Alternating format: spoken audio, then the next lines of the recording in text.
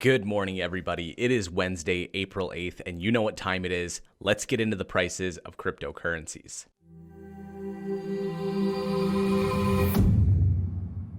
We saw some really good movement in the cryptocurrency world. Bitcoin was trending up all day up until the stock market closed in the United States. Then we saw a little bit of a dip, but immediately shot back up to where it was trading at about $7,300. The current price of Bitcoin, up 1.4% from yesterday, is $7,338. Ethereum up 2% in the last 24 hours at $172.10. Dash still up higher than everybody else at 4.2% increase in the last 24 hours at $74.87. And Litecoin up 3.8% at $46.76. Don't forget to join us later today when we go over the top news articles written in the last 24 hours so that you guys can stay up to date and informed on everything going on in the cryptocurrency world. Don't forget to like the Facebook page, subscribe to the YouTube channel, and we will see you in the later video.